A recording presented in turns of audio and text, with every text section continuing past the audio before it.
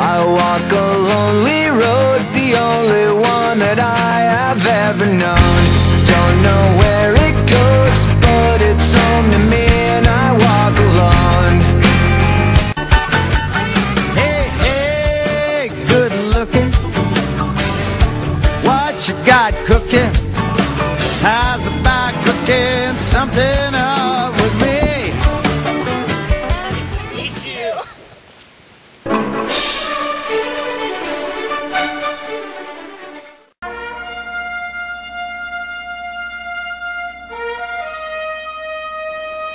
Hey guys, welcome to Anthony's Kitchen. Today we're going to be making some buffalo chicken tacos, and we're not going to use like tortillas out of the package. We're going to be making our own, and it'll be really good. So let's start. So we're going to start with 2 cups of all-purpose flour. And you know how we're not very good with floury things. Okay, there's 1.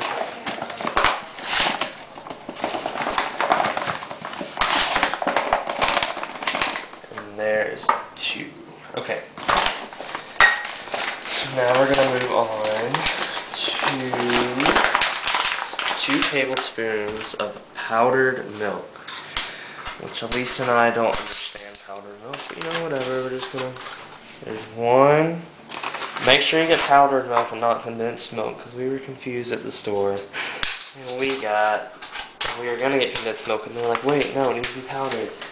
Because we're kind of stupid. Okay, now we're going to add 2 teaspoons of baking powder so that our bread will rise. There's 1, 2. Okay. And 1 teaspoon of coarse kosher salt. See that little Morton girl right there? Yeah, that's how you recognize the Morton thing. We learned that in economics, just in case you didn't know that. Okay, there. You see how that's like different than regular salt? It's coarser. Okay, now we're gonna go ahead and mix all our dry ingredients together. Oh, and for the bowl that you're mixing in, you really want to Pam it so it won't stick to the sides. And Pam's a lifesaver for everything, so. Okay, now we're going to add some vegetable shortening. 2 tablespoons, actually. And make sure it's vegetable and not nasty animal fat crap. Because first of all, it's healthier, and second of all, I think it works better. Okay. There's 2 tablespoons of that. Okay.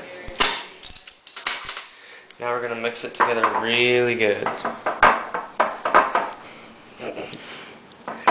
Except we suck at mixing stuff. And we get it everywhere. But that's just what happens. And it gets all in the whisk and then it like doesn't work. Should have used the cool whisk. Should have used the cool whisk. Oh well. So like, what is that? Why did they design whisk like that? Okay. Now we're going to turn on the water so it'll heat up. Okay. And we're going to keep mixing. Okay. So while the water's going to heat up, we're going to start on our chicken for our buffalo chicken tacos. So, get out the chicken. Open it, and we're going to make them into strips so they'll be better.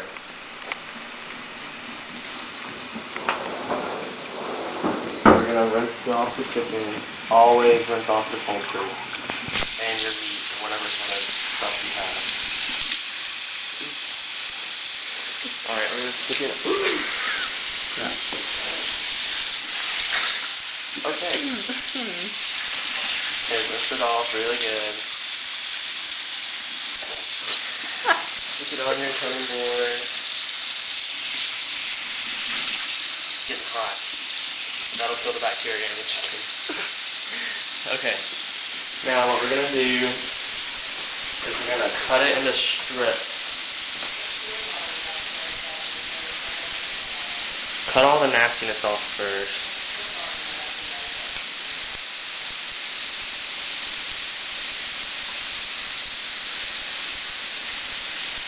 These scissors are hard to move. Okay.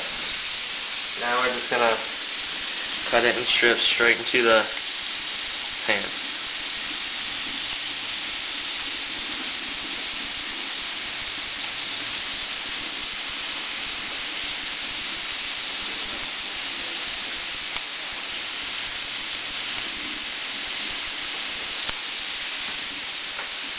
You're gonna want a pound to a pound and a half of this chicken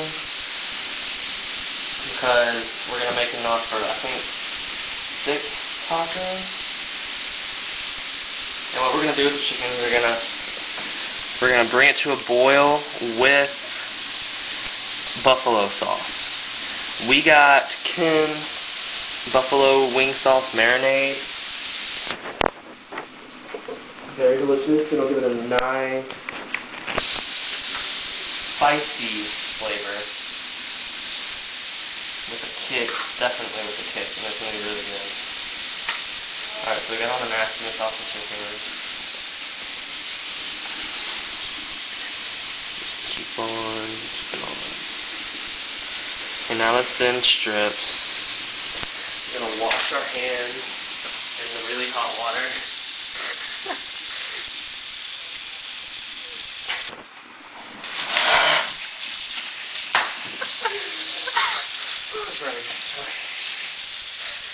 But always wash your hands.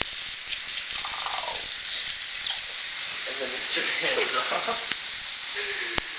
Okay, now we're gonna add around approximately 12 ounces, just enough to cover the chicken.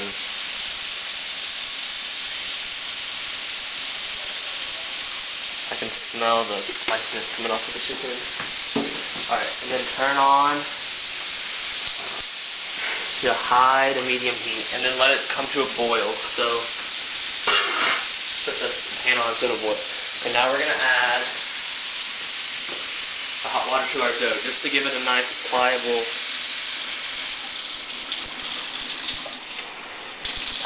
Add a little bit and then mix. Doing it over the sink will make it a lot better for messes. We just want to add enough just to get it pliable enough for our hands, to put in our hands. And that should be enough. Now you're going to want to mix this really good. Make sure everything you mix in there gets really good mix. We're going to bring it back over.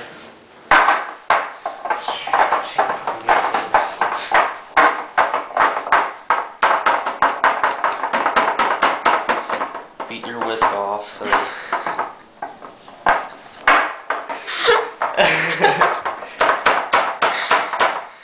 get all the flour off. Okay, now we're going to come over here and we're going to add some flour to our cutting board so it won't stick. Add some to your hands and then grab the dough. Oh, it's really sticky.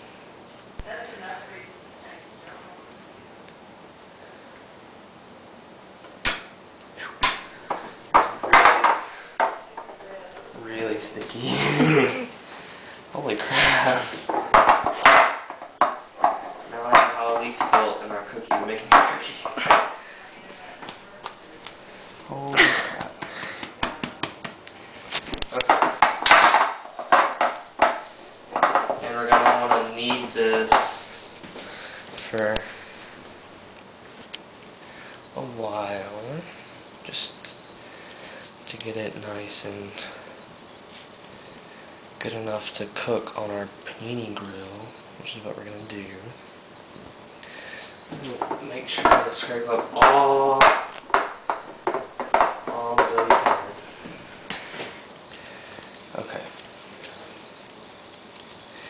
Now we're gonna add it onto our saran wrap.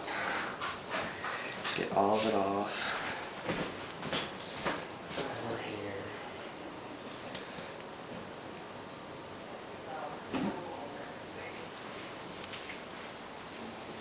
This is messy. Okay, now we're gonna wrap it up.